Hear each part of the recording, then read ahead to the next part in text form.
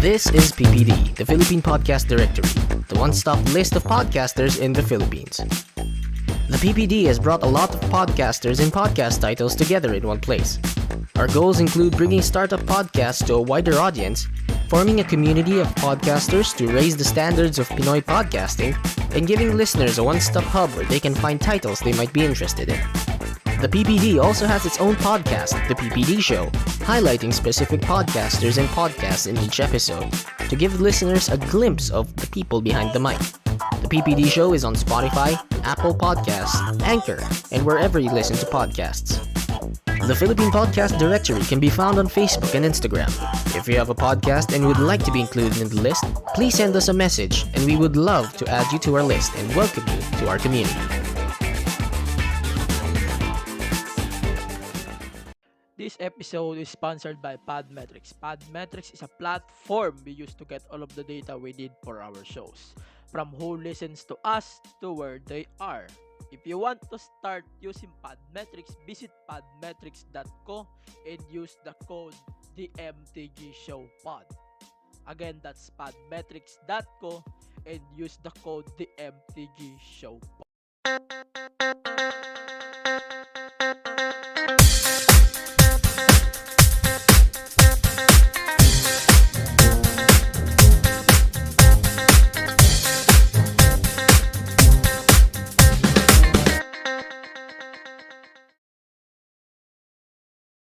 Ayan, so welcome to another Unfiltered Tagalog Wrestling Podcast. This is the MTG Show Podcast. I think mas better na to kaysa dun sa nakaraan nating episode tungkol sa kung ano mang episode yon, nakalimutan ko. Basta, ayan, mas maganda to siguro dun. Pero ngayong episode na to, I'm going to give my final review or my final thoughts on Raw Underground and at the same time the Fallen Russell House, since hindi na siya na-mention anywhere sa Impact Wrestling. Hindi na siya na-mention tuloy. Hindi na siya parang ginagamit pa kasi malapit na ang October 24, Impact Wrestling presents Bound for Glory. I think hindi na nila gagamitin tong Wrestle House. So, it makes sense. So, let's start. Also nga pala guys, itong episode na to is the season finale of The Attention to Detail. So, magpapaliwanag ako mamaya kung bakit ko i-drop mo na tong segment na to. Ba't ko kailangan i-drop tong segment? So, let's go to the points muna. Russell House, kakatapos lang niya last week's episode. So, huling pag-mention nila sa Russell House is about kay Kylie Ray and kay Susie. I think doon na rin nila huling ipapamention ang Russell House. Kasi Russell House is done na, I think. Done na siya kasi lahat na ng wrestlers ay nasa impact zone na di na nila ganun pinapagamit yung wala na ako nakikitang clips about Wrestle House. I guess yun na yun talagang ending nun. And siguro ilalabas ko na lang talaga dito ngayon is my side comments based on every episodes of Wrestle House and also yung sa mga nangyayari sa Raw Underground. Yun na lang muna ilalabas ko dito sa episode na to and my take on both of them. So, let's start. But puro ako let's start. So, let's start the, call. Russell House kasi, kung susumahin natin, I love this Russell House, man. Kumpara sa Raw Underground. Raw Underground kasi is parang less, di ko na siya nakikita na interesting storyline. Di ko na rin siya nakikitang interesting if walang Hurt Business dun sa Russell House. Sa Underground, di ko na nakikitang interesting ang Raw Underground pag wala sila. The rest, wala na. Di ko na talaga nakikitang interesting kasi parang yung Underground is more on a segment for Russell. Oh, wait lang, ulitin ko. Underground is for Hurt Business para sa akin. Kasi parang binibuild nila yung sarili nila dito sa underground. Maybe nabibuild din sila ng new talents, pero parang they are trying to rid of it. Parang gusto nila alisin na rin.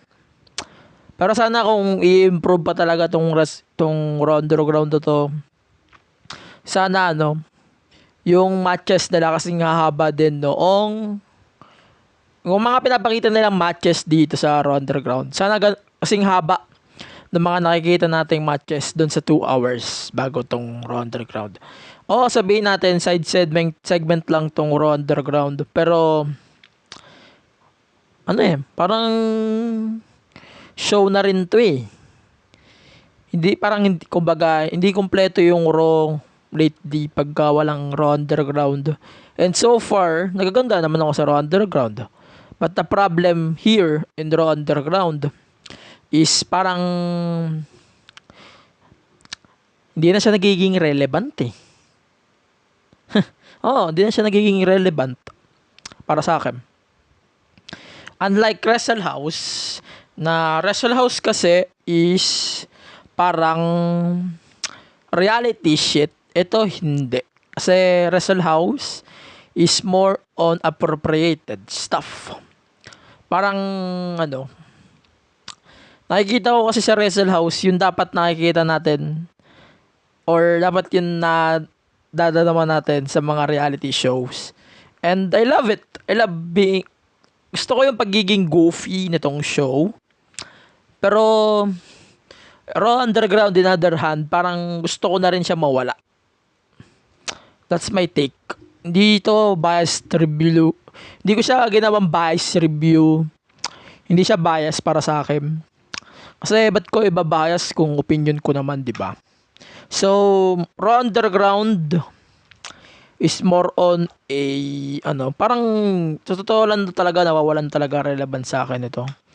Kung manonood talaga ako ng 3rd hour ng Raw, hindi ko na talaga papanoorin tong Raw Underground kasi less interest every week talaga yung nakikita ko eh. Ayan, sila Black. Feeling ko nga, gusto nga nilang i-bury si Black on that time. Pero sana hindi nila i-bury si Black. Pero tignan pa rin natin kung ano pa yung maasahan natin sa Raw Underground. Pero since tapos na ang Wrestle House, patapos na siguro, I think. Pero tapos na rin, I guess. Pero let's compare na lang. Compare ko na lang sila. Mas gusto ko talaga Wrestle House. Pasensya talaga guys. Mas satisfy ako sa nung nakikita natin sa Wrestle House. But the problem here is Wrestle House is a product of Impact. And Impact is a B show. Or C show nga eh. C show. Kumpara mo sa WWE. WWE Monday Night Raw is a flagship show. Para siyang series na kahit ayaw mo na papanoorin mo pa rin. Ito talagang Impact sa Wrestle House hindi talaga eh. Kumbaga, if casual ang tatanungin mo, papanoorin nila syempre is yung Raw. Despite the fact na pangit ang storyline, pangit yung segments, paulit-ulit na yung matches, papanoorin pa rin nila tong Monday Night. Or even SmackDown, ganon. Kumpara natin sa Wrestle House na to sa Impact kasi parang patuloy sila sa paggawa ng mga names despite the fact na para silang B show ganon, para silang C show. They're treating themselves as the A show. Parang nakikita ko is C show kasi despite the fact na ayan, may AEW naman. Ba't manonood pa kami ng Impact? 'Di ba? Ano kayo, mga tanga? For real, ang nakikita ko kasi sa Impact, ano yung problema ng Impact, parang hindi siya na-appreciate ng fans. Oo. Hindi siya na-appreciate despite the fact na meron naman magagandang dito. Like yung una na deletion match between Hardy versus Hardy. Maganda yun. And then, especially the TNA days ng Impact. Maganda rin yun. And even today, na Eric Young ang champion, at least nagpapakita pa rin natin kung ano yung, kung hindi na natin nakikita dati sa WWE kay Eric Young, makikita na natin dito. And nakapaggawa rin ng history sa Impact with the first ever Women's World Champion na gusto rin gawin yata ng WWE. Wag naman sana. So, para sa akin lang, mas maganda talaga ang Wrestle House compare dito sa Raw Underground. That's my explanation. So, ito naman explanation ko kung bakit kailangan ko munang alisin tong attention to detail show na to. I'm going to give 3 reasons kung bakit. Number 1, lack of time para mag-brainstorm. Parang lately nawawala na rin ako sa wisyo mag-isip ng segments about dito. Kung nakikita nyo, ang pag-upload ko talaga ng attention to detail series na to is it's either 2 weeks or 3 weeks ang pagitan kasi parang di ko na siya nasasabay sa yung mga longer episode stuff ng podcast natin. Hindi ko na siya naasikaso. Ganun. First reason ko, but kailangan ko muna siyang alisin. Number 2, meron pa siyang season 2. Abangan nyo season 2. Ibabalik ko yung old format ng attention to detail. Siguro, yung old format na sinasabi ko is yung I'm going to give my thoughts, I'm going to give my review na lang about something na trending or issue sa akin. I'm going to give my review on it. Ganun na lang gagawin natin for the next season. And number 3, parang ang baba kasi ng listenership dito, ang baba ng nakikinig dito sa segments na to. Parang wala kayong pakialam sa mga point of views ng sinasabi natin dito sa attention to detail. Maganda naman ang pagpo-point out natin dito ng mga natin. Pero ang problema kasi, di nyo ma-appreciate yung mga facts about this stuff. Na kung ano yung napaparinggan natin. Sabihin natin, magaganda yung stuff ko about the maganda yung stuff ko about the Thunderdome. Mataas na ang listenership nun. Pati na rin yung mga yung parang kinakount ko na episode, 21 episodes na to. Pag malagayan natin ganon, doon muna tayo mag-i-stick until November, December, and then ibabalik natin tong ATD probably by December nga. And pagbalik ko ng segment na to, sigurado kong boom agad to, panigurado ko.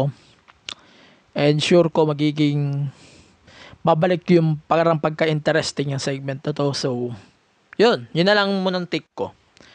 So, ayan, tapos na tayo. Thank you sa lahat na sumubaybay sa segment na to. Abangan nyo na lang for the next few days or months yung susunod na episode na to. Pabalik tayo sa episode 1 syempre. For season 2 na, season 2 of the ATD series. So kung gusto niyo pa marinig yung series na yon, follow the podcast on Spotify, Google Podcast, Apple Podcast, sa The MTG Show Podcast app on the Google Play Store. Listen to it. Hindi ko kayo pinipilit na makinig, pero makinig na rin kayo. Ayan. So, follow nyo na rin yung podcast sa facebook.com/The MTG Show Podcast, Twitter and IG, The MTG Show Pod. And sa lahat siguro ng platforms na meron tayo. Ayan, support the podcast, support us, support the PPD community, and sa lahat ng podcast na meron ng wrestling, like Wrestling Podcast, Wrestle from Home, at iba pang podcast na merong wrestling dito. Supportan natin silang lahat. Supportan nyo kami lahat para to sa wrestling. For the love of God and for the love of wrestling, kaya tayo nandito. Hindi tayo para lang maglaban-laban for ratings or rankings or shit. No. Andito tayo because we love wrestling. 'Di ba? So, ba't pa ako nagdadrama dito? So, thank you and see you on the next episode of this series on the season 2. And probably sa next episode na lang sa susunod nating long duration episodes. So, thank you. See you on the next episode.